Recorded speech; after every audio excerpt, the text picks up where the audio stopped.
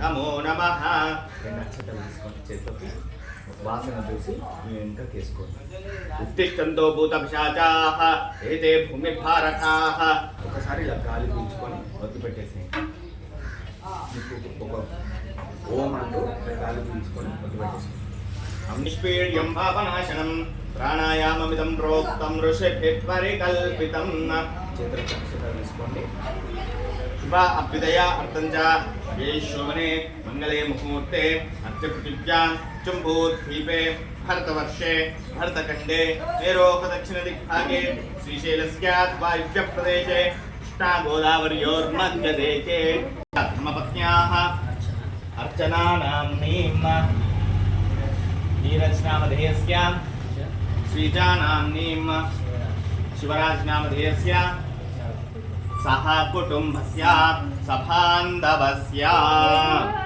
చెప్పండి. అస్మాకం సహ కుటుంబానాం క్షేమ స్థైర్య ధైర్య వీర్య విజయ అభయ ఆయు ఆరోగ్య ఐశ్వర్య అభివృద్ధ్యర్థం ధర్మ అర్థ కామ మోక్ష చతుర్విధ ఫల పురుషార్థ సిద్ధ్యర్థం ఇష్ట కామ్యార్థ ఫల సంసిద్ధ్యర్థం ఆదిత్యాది నవగ్రహాణాం శుభ ఏకాదశ స్థాన ఫల అవాప్యర్థం ఇష్టదేవత కులదేవత అనుగ్రహేణ మమ గృహే ధన కనక వస్తువాహన ధేనుకాంచన పుత్రపౌత్ర అభివృద్ధ్యర్థం మమ గృహే అష్టలక్ష్మి స్థిర నివాస యోగ్యత ఫల సంసిద్ధ్యర్థం మమ నూతన నిర్మిత గృహ సమస్త వాస్తు దోష దృష్టి దోష నివారణార్థం సంకల్పిత అనుసారేణ మహాగణాధిపతి సహిత స్వస్తి పుణ్యవాచన సహిత మాతృక వాస్తు నవగ్రహ కలశ ఆవాహిత దేవత పూజన సహిత తత్తత్ దేవత హోమ సహిత ధ్రువ కళ్యాణ సహిత రమా సహిత సత్యనారాయణ స్వామి వ్రతాప్యం కర్మ కరిష్యే. నీ ముందున్న చెంబులోకి వేసేసేయండి. కలశాన్ని చూసి నమస్కారం చేసుకోండి.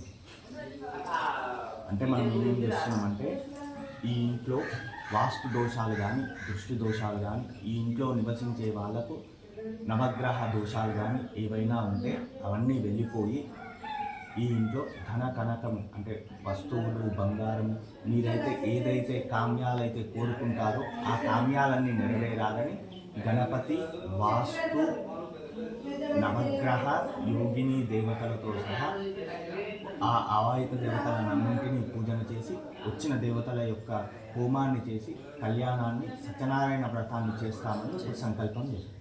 గణపతి పూజ చేస్తాం. ఎందుకు చేయాలి అంటే గణపతి సర్వ విఘ్నాలకు అధిపతి అన్నమాట. ఆయనకు పూజ చేయడం వల్ల మనకేమైనా విఘ్నాలు వచ్చేవి ఉంటే ఆ విఘ్నాలు అనేవి తప్పించే అధికారం ఎవరికైతే ఉందంటే గణపతి పూజ. ఆ దేవతను మనమైతే పూజ చేస్తే ఆ దేవత సంతోషిస్తే మనకు ఆ విఘ్నాలన్నీ వెళ్ళిపోతాయి. తర్వాత పుణ్యావాచనం.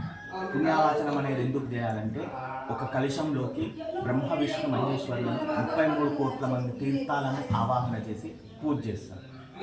ఆ పూజ ఆ నీటిని మనమైతే ఎక్కడైతే ప్రోక్షణ చేస్తామో మంత్రంతో ఆ ప్లేస్ అంతా శుద్ధి అవుతుంది. మనము ఇంటికి ఎవరైనా గెస్ట్లను పిలిచినాం అనుకో ఇల్లంతా నీట్గా తుడిచి నీట్గా అదే ఇప్పుడు దేవతలు వస్తుంది మనం ఇంకెంత నీట్గా ఉండాలి. అదే మంత్రాలతో గిల్కరించిన నీటితో గిల్కరిస్తే ఇంతకుముందు ఇంట్లోకి చెప్పులేసుకొని ఎలానే వచ్చిండొచ్చు. అదే అన్ని దోషాలు వెళ్ళిపోయి దేవతలు రావడానికి అనుకూలంగా ఉంటుంది. అక్కడ పసుపు కొమ్ములు ఉన్నాయి, వాటిని ఏమంటారంటే యోగిని దేవతలు అంటారు. ఆ దేవతలను ఎందుకు చేయాలి అంటే శక్తి స్వరూపం.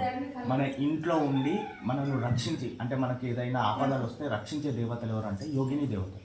వాటిని పూజ చేయడం వల్ల మనకి ఏమన్నా ఆపదలు ఉంటే అవి రాకుండా వాళ్ళు చూస్తారు. తర్వాత అక్కడ ముందుకు నల్లపూకలు ఉన్నాయి, అవి 64 ఉంటాయి. అవి ఏంటంటే వాస్తు దేవతలను ఎందుకు చేయాలంటే ఎవరు ఎంత ఇల్లు కట్టినా 100% వాస్తుకి ఎవరము కట్టాలి. అవేమైనా వాస్తు లేని దోషాలు ఉంటే అవి మనకు రాకుండా ఆ దేవతలను పూజ చేయడం వల్ల మనకేమైనా దోషాలు ఉంటే ఆ దోషాలు అనేవి వాస్తుకు సంబంధించిన దోషాలు రాకుండా ఉండడానికి ఆ పూజ అనేది చెప్తాం. ఇవి 9 గ్రహాలు ఉంటాయి, నవగ్రహాలు. అందులో 7 శుభగ్రహాలు, 2 పాపగ్రహాలు ఉంటాయి. అవేంటంటే మనం పుట్టినప్పుడు ఇప్పుడు ఒక్కొక్క స్థానంలో ఉంటాయి. మొత్తం 12 స్థానాలు ఉంటాయి. ఒక్కొక్క స్థానంలో ఉన్నప్పుడు మనకు శుభ ఫలితాలు కానీ అశుభ ఫలితాలు కానీ రెండిట్లో ఏవో ఒక ఫలితాలను చూపిస్తాయి. వాటిని ఆరాధన చేయడం వల్ల మనకి ఏవైనా అశుభ స్థానంలో ఉన్న గ్రహాలు ఉంటే అవి మనకు శుభస్థానంలోకి, అంటే అశుభ ఫలితాలు కాకుండా శుభ ఫలితాలు అనేవి మిగతా మధ్యలో ఉన్న కలశాల్లోకి బ్రహ్మ విష్ణు మహేశ్వరులను, మీ ఇంటి దేవతలను ఆవాహన చేసి ఆ వాటికి పూజ చేస్తుంది. మనమైతే ఎంత భక్తి శ్రద్ధలతోనైతే పూజ చేస్తామో అంత ఫలితం అనేది వస్తుంది. ఇప్పుడు ఇందరు దేవతలని ఇక్కడ పిలుస్తున్నాం, ఎవరైనా పిలిచి వాళ్ళతో మాట్లాడకుండా వేరే వాళ్ళతో మాట్లాడాలని బాగుంది. ఇప్పుడు మీరు దేవతలను ఇక్కడికి పిలుస్తున్నారు అంటే మీరు ఎంత భక్తిగా పూజ చేస్తే అంత ఫలితం అనేది వస్తుంది. మీరు ఇక్కడ మనసు లేకుండా ఎంత పూజ చేసినా బెటర్. కాబట్టి చేసినంతసేపు నేను చెప్పే ఏదైతే నామం చెప్తామో ఆ నామస్మరణ చేస్తూ పూజ చేయండి. ఆ చెంబులోకి పసుపు, కుంకుమ, అక్షతలు, 2 పువ్వులు వేసి ఆ చెంబు పైన